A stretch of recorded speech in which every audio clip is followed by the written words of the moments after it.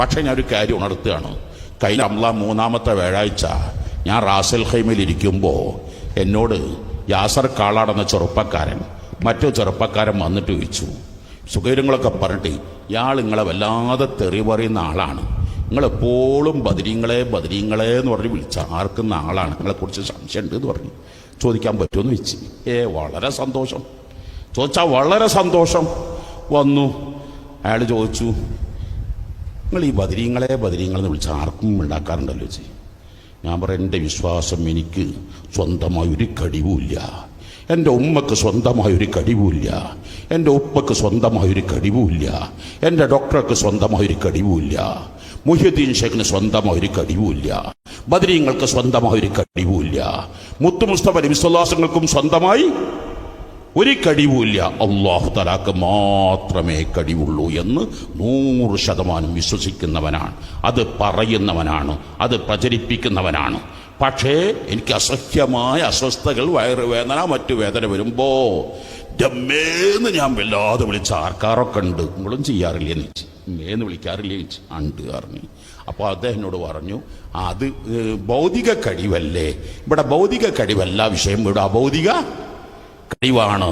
അപ്പം ഞാൻ ചോദിച്ചു, നിങ്ങൾക്കറിയില്ലേ കോഴിക്കോട്ടെ ഏറ്റവും വലിയ പ്രമുഖനായ കാർഡിയോളജിസ്റ്റ്, ആദ്യത്തെ കാർഡിയോളജിസ്റ്റ്, തലപ്പാവുകാരൊക്കെ ഉളമ്പാറയിലേക്ക് അയക്കണം എന്ന് പറഞ്ഞ കാർഡിയോളജിസ്റ്റ്, 52-ാമത്തെ വയസ്സിൽ കോഴിക്കോട് പടിഞ്ഞാറ്റുമുറിക്കാരനായ സെയ്തുവാക്ക വന്നിട്ട് ഹാർട്ട് പേഷ്യൻ്റ് വന്നപ്പോൾ നിങ്ങൾ പേടിക്കണ്ട, 25 കൊല്ലം കഴിഞ്ഞേ മരിക്കൂ എന്ന് പറയലും ഈ ഡോക്ടർ കാർഡിയോളജിസ്റ്റ് പേന വലതു ഭാഗത്തേക്കും ഇദ്ദേഹം ഇടതു ഭാഗത്തേക്കും വീണ് മരിച്ചു. അപ്പോൾ അദ്ദേഹത്തിൻ്റെ ഭൗതിക കഴിവാണോ നിങ്ങൾക്ക് എന്താ പറയാനുള്ളത്? അദ്ദേഹത്തിന് അത് ഹാർട്ട് ചികിത്സ അദ്ദേഹത്തിന് അഭൗതിക കഴിവാണ്, നിങ്ങൾക്ക് അഭിപ്രായമുണ്ടോ? ഭൗതിക കഴിവല്ലേ. ആ ഭൗതിക കഴിവ് അദ്ദേഹത്തിൻ്റെ ആയിരുന്നെങ്കിൽ അദ്ദേഹത്തിനെ സുഖപ്പെടുത്താൻ അദ്ദേഹത്തിന് കഴിയണ്ടേ? എല്ലാ ലോകത്താദ്യ ഹൃദയ ശസ്ത്രക്രിയ നടത്തിയ ആദ്യത്തെ കാർഡിയോളജിസ്റ്റ് സൗത്ത് ആഫ്രിക്കയിൽ ക്രിസ്ത്യൻ ബർണാണ്ടാണ്. ആ ക്രിസ്ത്യൻ ബർണാണ്ട് മരിച്ചത് എങ്ങനെയാണ്? അറ്റക്കായിട്ടല്ലേ മരിച്ചത്, ക്യാൻസർ ആയിട്ടല്ലോ മരിച്ചത്. അപ്പോൾ ഒരാൾക്കൊരു കഴിവുമില്ല, അള്ളാഹു തല കൊടുത്ത കഴിവ് മാത്രം. എന്നാൽ അള്ളാഹു തല എനിക്കും നിങ്ങൾക്കും നൽകുന്ന കഴിവല്ല. നിങ്ങളുടെ സ്ഥാപനത്തിൽ പാർട്ട് ടൈം തൊഴിലാളി ഇല്ലേ, ഫുൾ ടൈം തൊഴിലാളി ഇല്ലേ, ഓവർ ടൈം തൊഴിലാളി ഇല്ലേ? 3 പേർക്കും നിങ്ങൾ ഒരേ ശമ്പളം കൊടുക്കാറുണ്ടോ? അവർക്ക് ആ വ്യത്യാസമുള്ള സൗകര്യത്തിലേ കൊടുക്കുക. എന്നാൽ ഞാനും നിങ്ങളും അള്ളാഹുവിന് തെറ്റുകുറ്റങ്ങൾ മാത്രം ചെയ്ത് ജീവിക്കുന്നു.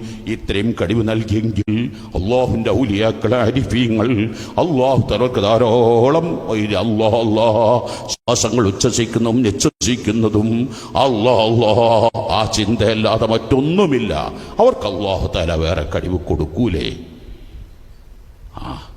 ഞാൻ ചോദിച്ചു, നിങ്ങൾക്ക് ഇപ്പം സംശയം ചോദിക്കാണ്ട് ചോദിക്കുക, എനിക്ക് സംശയത്തോട് വലിയ ഇഷ്ടമാണ്. ഇല്ല, അപ്പം എനിക്ക് റാഹത്തായി എന്ന് പറഞ്ഞു. അപ്പം ഞാൻ എൻ്റെ പ്രിയപ്പെട്ടവരോട് ഈ സുന്നത്ത് ജമാഅത്ത് എനിക്ക് കുറേ പറയാനുണ്ട്, അത് പക്ഷേ സമയക്കുറവുകൊണ്ടാണ് ഞാൻ പറയാതിരിക്കുന്നത്. അള്ളാഹു അല്ലാത്ത ഒരൊറ്റ ഇലാഹിനെയും ആരാധിക്കൂല, അള്ളാഹു അല്ലാത്ത ഒരാളെയും വിളിച്ച് പ്രാർത്ഥിക്കൂല, അള്ളാഹുവിനോട് മാത്രമേ ഞങ്ങൾ പ്രാർത്ഥിക്കൂ. പക്ഷേ അള്ളാഹു തആല ഉമ്മക്കൊരു സ്നേഹം കൊടുത്തിട്ടുണ്ട്. ആ സ്നേഹം ഉമ്മയോട് ചോദിക്കും. അള്ളാഹു തആല ഡോക്ടർക്ക് ഒരു കഴിവ് കൊടുത്തിട്ടുണ്ട്. ആയതുകൊണ്ട് ഡോക്ടറോട് പറയും, ഡോക്ടറെ എൻ്റെ രോഗം ശിഫയാക്കണമെന്ന് പറയും. അതേ സ്ഥാനത്ത് ഡോക്ടർക്ക് സ്വന്തമായി കഴിവുണ്ടെന്ന് വിശ്വസിച്ച് പോയാൽ ഇസ്ലാമെന്ന് പുറത്തുപോയി. അല്ലാഹു തആല ബദരീങ്ങളെ വല്ലാതെ സ്നേഹിച്ചിട്ടുണ്ട്. ആ ബദരീങ്ങൾക്ക് സാധാ മനുഷ്യർക്ക് കൊടുത്തതിനേക്കാൾ കൂടുതൽ കഴിവ് അല്ലാഹു തആല കൊടുത്തിട്ടുണ്ട്. ആ കഴിവ് ചോദിക്കും. അത് ബദരീങ്ങൾ അല്ലാഹു കൊടുത്ത കഴിവേ ചോദിക്കൂ, അല്ലാഹുവിനെ ഒഴിവാക്കി ഒരാളോടും ചോദിക്കൂല.